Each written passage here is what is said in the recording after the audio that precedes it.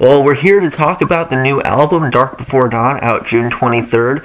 And, I mean, you guys are back. It's been a couple of years since we've seen you, since we've heard from you, and you guys are back and with a vengeance with this new album and a new lineup. How does it feel to finally be back? And, I mean, the new single, Failure, is already tearing up the charts. Oh, it's great. I mean, we're just nothing but grateful for all the support that we've gotten through, everybody at radio and fans, and just the welcome back has just been extraordinary, and we're just absolutely 100% grateful for everybody's support. Awesome. I mean, it's been a couple years. I mean, a brand new lineup and everything. I feel like Breaking Benjamin, you guys kind of, over the years, have developed a kind of a trademark sound that you guys have. You listen to a song and you can tell almost right away, this is Breaking Benjamin. With the new lineup, was there ever a time where you thought, let's switch up the sound a little bit. Let's bring something that, maybe his fans would just be completely off guard with. And with Failure, I feel like this is definitely Breaking Benjamin. Yeah, well, I mean, I think it's just more apparent now with the new lineup change and that the sound has sort of stayed the same. I think it's just kind of helping people that didn't know before that, to say I've been the writer this whole time. I've been the primary writer for the band ever since before it was even a band. So, I'm the same person, so I'm going to be writing the same, style, But like you said, it's just Breaking Benjamin's style is just, how I write music. I don't really know another way. And so, really, I mean, with the new lineup, it's just the songs are what they are, and I had the album 95% done before I even brought anybody else on board. And when I would write in the past, I mean, I would record everything into my computer, and I would just give it to everybody, and that's pretty much how it hasn't changed. So, I'm looking forward to the future because Jason, who used to be in Red, he's an amazing writer. Keith used to be in a band called Adalvita's Way. He's an amazing writer. So, it just so happens that I had 95% of this album done before we were able to get together. But the next one, I'm really looking forward to collaborating a lot more with, the new guys. Nice. Now, you mentioned Jason, obviously great, amazing, resume, and the rest of the band has done amazing stuff as well. How did this lineup and this inception of Breaking Benjamin really come to be? Well, Jason and I had done some writing on Dear Agony, which is the band's fourth album, and I had done some writing on Red's album, Innocence and Instincts. I wrote a song called Shadows with him. So we had already had a working past, and we'd known each other from touring a lot together, and so it was always one of those things where it just made sense for him to be on board because his writing is so much like mine that it's just two minds thinking alike. It's absolutely effortless to write with him, and I've never really had that before. I've always had to sort of take others' ideas and try to, manipulate the guitar parts or whatever to fit into a song I had already written. I would just take out the bridge that I wrote and put somebody else's in there just so they could kind of feel like they were, contributing. Right. But it was never necessary to do. But with, Jason, I mean, it's just so welcome. It already fits. It's not trying to fit a, square peg into a round, hole. It's just absolutely like-minded and fun and effortless and just a perfect fit. And so, the decision to bring him on board was pretty simple. And then, Keith is just an amazing singer. He used to be in a band called Copper. That's a great band, and more notable, he was in a band called Adelita's Way. Right. And we toured a lot with them, and so I met him, through that, and knew of him through that, and just became friends. And when the opportunity arose, I let him know that I'm really not going to start anything unless I get other singers in the band, because there's a lot of background vocals on our album that have never been able to be sung live, just because there's never been another like actual singer except for myself in the band. And so I would sing all my own background vocals in the studio, you know, and sing over myself. Interesting. And yeah, I mean, a lot of bands do that. They'll record their main vocals, and then their main vocals will be on tape, and then they'll go back and sing over themselves. Huh, I did not know that. Huh. Yeah, so that's just like a recording process. Like, you know, same thing with guitars. Like, there's a lot of, just to thicken them up, there's a lot of guitars that are like doubled, where a guitar player will record their guitar part, and then they'll go back and play the same thing over it, and it'll make it like really thick sounding. Okay, I gotcha. Okay. So now, you know, we're able to do everything live, whereas before we just weren't able to do it. And also by adding another guitar and adding another vocalist, we also added another guitar player. And so, you know, there's some songs that I don't have to play in at all. And then there's some songs that I can play the extra parts that are in the studio, or double up the guitar like it is in the studio. And it just makes it so that we're able to really duplicate our albums a lot more correctly, a lot more thoroughly than before. We had to leave a lot of stuff out. I mean, people don't notice because the song is what it is at its core, and I write in a way that like the song could literally be played like with just me and an acoustic guitar, and you would still like know what it is. So, but there's a lot of little things that get added to it as we go in the studio that are, you know, it counts when they're there. So I mean, the song could still be played just bare bones, like just guitars, drums, and bass.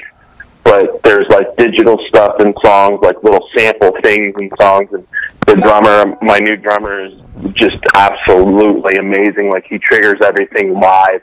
So we don't have to play to a click track like a lot of bands play to a click track, because they're playing basically to a tape that has like sounds on it. And like they have to like basically hit play on the tape and then like play along to it. But we don't do that. Like, we don't do that at all. Like, everything you hear, every sound that's being made when the band is playing is being, you know, triggered or performed by a human being. So it's really awesome to be able to do that the first time the band has ever been able to do that, because we just didn't have the capabilities before. Okay. I feel like thematically there's, you know, the album title Dark Before Dawn, the lead single Failure, I feel like there's, you know, a little bit darker theme, but with that darker theme, obviously, especially with the title, there's that theme that regardless of how dark it gets, there's still hope for whatever it is. Was that something that was an original, you know, goal from the onset that you wanted to do, or is that something that just kind of came out when you sat down to write this stuff?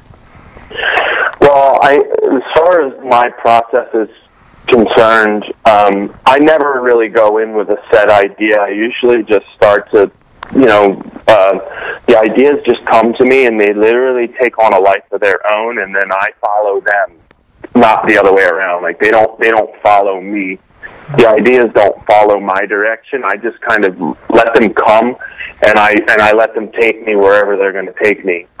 And sometimes it's a dark place, sometimes it's not, sometimes it's a neutral place. So it's like whatever it is, I'm just along for the ride, pretty much just like everybody else. And I'll get the question a lot of the times, like, where will I come up with a specific line or a specific, you know, set of words? And I honestly do not know. Like, it just comes to me. Like, I don't know where it comes from. It just pops into my head, and I just write it down and, you know, do my best to do it justice. Okay.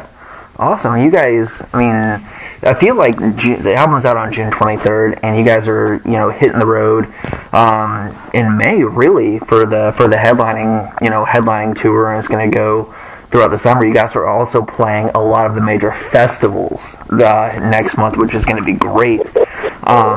I feel like the album is dropping at just the right time. I mean, how's it going to feel to really be out on the road essentially when this record releases, and then to play a lot of these festivals with all these bands obviously you've known for years? Yeah, no, it's going to be great. We're actually leaving tonight to make our way to Texas and Nice. hitting the road.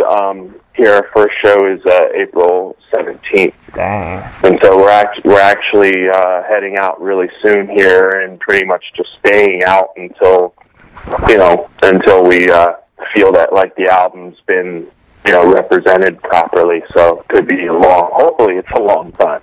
Right. But yeah, we're really stoked. I mean, festivals are fun.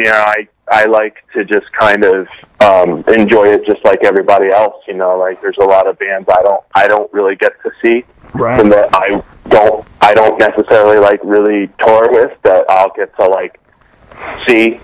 And so I'm excited as like a patron, and it just so happens I have to like play that day too, So whenever we do the festivals, I just do my best to kind of like blend into the crowd and just enjoy it just like everybody else, Is it hard to do? I mean, at this point in your career, I mean, anybody who's a fan is going to recognize you. Is it hard to really blend it into the crowd to the point that you can enjoy the show as a fan? Well, I mean, I if I can't, then I won't, because I don't like want to be, if somebody's playing and they're up there and they're performing and they're doing their thing, like I don't want to go out into the crowd and like distract anybody from them. I think it's kind of like rude to try to not that trying, but I think it's just kind of rude on my behalf to go out and distract people from somebody that's like up there giving their performance, So I don't want to be like rude on my end and do that. So if I can't, I'll just like know that I can't, and I'll like try to watch from the side. But like it just kind of sucks in a way, because a lot of the time like the side doesn't sound as good as the front does, like when you're in front of the speakers. So I'll know if I can or I can't. And I'll be respectful to the band playing, and I will, do what I can to try to watch without being like distracting, Right. But I'm grateful to fans that like would recognize me. I'm just nothing but humbled and grateful that people care enough to come up to me. And so it's not like a fan's fault. I think it's awesome that they do it. It's my fault, for even like going out and being distracting. But yeah, I mean, I'm just nothing but grateful. I mean, there's no words to describe the band's gratitude for all the support that we've gotten. Right. And I mean, I know that you played a couple acoustic shows, and the band has played a couple dates here and there. But you're like you said, you're about to hit the road soon to head down to Texas. And what is the feeling going to be before you get ready to take the stage for that first time, for the first headline tour, legitimate headline tour in a couple of years? Well, I mean, we've eased into it. We've actually done like 16 shows already, right? As the band, so we're all ready. We already know what to expect, and I would say it's kind of the same as what we've already sort of done, because we did like a little 4-show run that was full electric, and then we did like a 8-show acoustic full band tour, just to kind of go out there and let people know like what we are at our bare bones. Like this is like no frills, people are singing, there's more guitars, it was like full, everybody had like full band, but everybody had like their instruments, it wasn't like stripped down as far as how many people and stuff. So we did that intentionally to show people like how much more like full the band is, even with acoustics. So it's the same thing for us. It's just instead of acoustic guitars, we're going to have our electric guitars. Nice. So we're stoked. We're really looking forward to it. We're all, we've known each other already for years and years and years. And so it's like one of those things that, you know, we were all friends. We were friends before, whereas, you know, I was in a situation before where it was kind of like, wasn't really like friends beforehand at all, just kind of like knew, you know, here's a guitar player type thing, and this is different where it's like we intentionally picked, like, you know, chose to work with friends, you know, so it's a lot more comfortable and it's more amicable, a lot more respectful, and just all around just a really good time. And that's how it should be, because if you're not enjoying what you're doing and you're not genuine with what you're doing, then I personally don't want to be in a situation like that where it's not genuine, and because people can tell, you know, when something's not real. Yeah. People aren't stupid, you know, and they can tell when something's not real, and you're not giving them the best of you when you're not being sincere with them. Exactly. You guys are coming to Indianapolis. You'll be here at the Egyptian Room, a venue I know you're very familiar with Indy. May 20th of next month. It's going to be good to see you guys back on the road and back here in Indy again. Man, it's good to have you guys back. Thanks for taking time to talk to me, man. No, it's our pleasure. We can't wait to get back there and play for everybody there who supported us. We're so grateful for all the support that we've gotten from all you guys out there, and we're really looking forward to being back. Awesome, man. It's good to have you back, and, man, that show's going to be insane. Hitting the road with Young Guns, and guys listening out there, pick up the album June 23rd. When it comes out, go catch the band live. They're going to be all over the place, man. We'll see you in about a month, man. Thanks a lot. Awesome, man. Thank you. Thank you so much.